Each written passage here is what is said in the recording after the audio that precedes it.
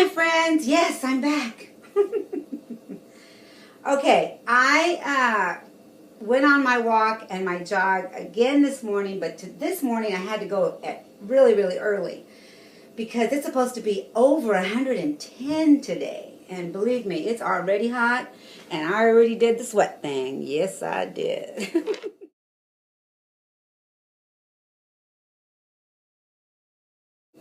I don't usually sweat on my face. I mean, I sweat everywhere else, but for some reason I don't sweat on my face. And today, it's that hot that I already sweated on my face, which felt good. I jogged. I know that the doctor told me no jogging. Okay, it is bad for my knees, but I'm not. I'm doing what I call a trot, very lightly, and once my knee on the sides begin to feel like they're grinding, I stop. And I just walk really, really fast. So, anyway, that's not why I'm here. Whoops. That's not why I'm here. I got a question. And this, well, let me read just a little bit of it, because it's a letter, but I'll read a little bit of it. Okay. Let's see, turn this around.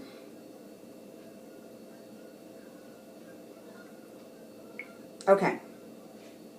Hi, Mama Rose. I am trying very hard to keep it all together. I will be having plastic surgeries. Could you answer a few questions for me on Coffee Talk? And one of the questions is this. She says that Connie and I talk about the big apron. Well, she was over 300 pounds. So she has the heavy apron as well. And the question is, she knows that she's not going to be perfect, but she wants to know, did I have the surgery where they remove and pull down? Because she sees that in the videos, I still have this. Well, I've talked about this. Okay, let me put this phone down. All right, I can remember some of the questions. So here we go. And I know I've answered some of these questions before, guys, but, you know, for the person that's asking, they can't find that video, and I don't mind answering it again. So keeps my journey going as well, and I hope that you can benefit from this, sweetheart. Okay, first of all, let me say that nothing is perfection. Nothing. I got 25 pounds removed. Let's see how far I can. This is the problem. I don't know where to put you guys. Okay, there is. You know, I still have the booty. I didn't get the booty fixed. I didn't get the legs fixed. This is, you know, what I had to deal with. They only removed the stomach part. Now, you say about, because I talk about this sometimes, I don't, look at, that's me. This is me, okay? Let me just show you real fast. This is my back. Of course, you know that's my back. My side. All right. Let me show you real fast what I look like. All right, so I'll put that down below.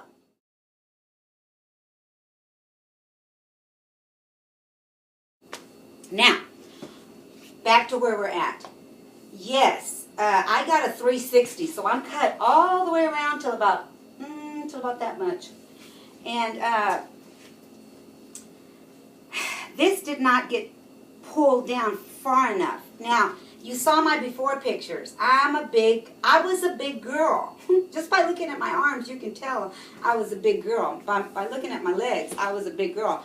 I just work on me every day.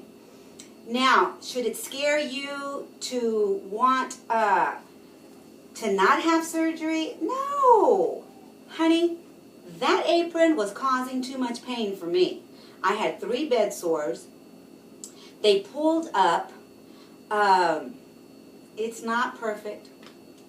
I still have skin. You know, they can only do what they can do with the body that they're given. The surgeons can only perform what they can with the body they've been given, right? I was over 400 pounds. I used to be 487 pounds. So you can imagine, 25 skins was a miracle for me. So what I do with it afterwards, is the journey, right? I'm probably all over the place. I'm trying to make some sense of the questions that you asked. Okay, so let's see. Let me show you now. You're wanting to get your inner thighs done because you also have. It's funny that you said that you called it elephant knees. That's what my mama used to call it. I thought it was just my mom. But yes, look, I have elephant knees. What are you gonna do? What are you gonna do? Okay, with that said, I want to say something that happened to me just a few minutes ago. Let me tell you what happened. Let me sit down for this one. All right. So I'm jogging, right? I'm jogging. And I live on a farm, and it's a wrecking yard. It's actually the world's, let me hide this. It's also the world's largest wrecking yard so far that we know. That's what it says in the Google. Anyway, so they're always lost around here, and they're always looking for the main building. So I thought this truck had stopped me for that. So there's two Mexican men in the car, and they stopped me, and I was jogging very lightly. I was jogging, and they stopped me, and they said, "Hey, you don't need to exercise. You look just fine." And they drove off. They didn't stop for me to say something to them or nothing. They were just like throwing a compliment out there. I've never had that done. And I was like in shock. But at the same time, what a great compliment, right? We, as women, and men, I would think men would be the same way, are always critiquing ourselves. And I came home, and like I said, I got on to see if I had anything on YouTube, any Facebooks, because I went out real early this morning. And I had seen a little bit before I left. And I love that Aisha put this guy on YouTube. And I've heard him before.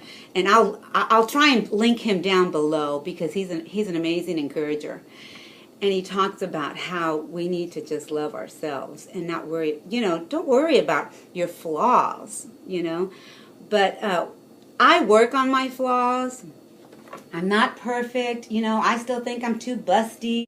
Anyway, so you're going to have these things that but I still have a small waist. I am believe it or not, between a 29-30 waist. That's small. And apparently some men like it. I even put on Facebook, I'm embracing my curves, I try and tell you guys that too. And I used to make fun of it, but now I really am embracing it. It's not something to be made fun of. Other women wish they had this body. So Rosemary, take advantage of it. Okay, back to the plastics. I know you're scared. And you are happy that you're getting it done. Well, that's an amazing thing. Both my sister and I, she got 23 taken off of her. I got 25 taken off of me. That's a lot of skin to be removed. But it was a blessing. They pulled down as much as they could. I got stuck with this. My sister also has a tire. That's what we call it. It's really, I don't think it's that bad. And I've learned to embrace it. There was times where I wouldn't wear these kind of garments to go and do my jog or my walk because I was embarrassed to show my body. Well, I'm not. Hey, life is too short, and I'm embracing what I have, and I'm working on me every day. And that's what you're going to be doing. After your plastics, you are going to be working on you every day. It takes a while before you can get out there and exercise. But look at my sister. She's been out 5 months, and she's already got boot camp. Of course, her husband's like a trainer, but he trains me too. Am I going to look any different next year? Hopefully. But even if I don't, because my body's kind of stayed the same, and right now I'm in menopause. The best thing that the doctor could have told me was that for me to keep moving, because even though the menopause it causes the body to be stubborn and stay the way we are. The best thing we can do for it is eat healthy and move so that it doesn't get any bigger. So I'm doing the best thing I can for my own body. And that's all you can do. And embrace the changes. Also, as I was editing this video, I got to thinking, it's got a lot to do with our genes, my friends. Our genes, you know, our family. You know, when our mom and our dad got together and made us, well, hello, if your mama had a big butt like mine, I got a big butt.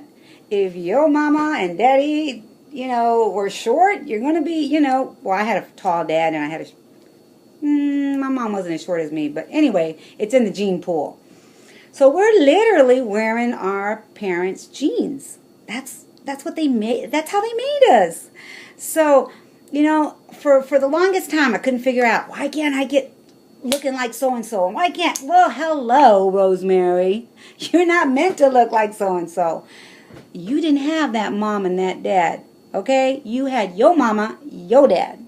Yeah, I'm all bruised up. I get bruised real easy. Anyway, back to the subject. There's going to be changes in your life, my friend. And, you know, you're going in because you're tired of that heavy apron, just as I was and my sister was. And now you just got to smile and be grateful for the body that you're going to be in and enjoy it. Enjoy it to the fullest. You know, just remember the heaviness that you were carrying before is going to be light as a feather now. You can do so much more. And that's what we have to be grateful for after plastics. I hope I made some sense. It felt amazing.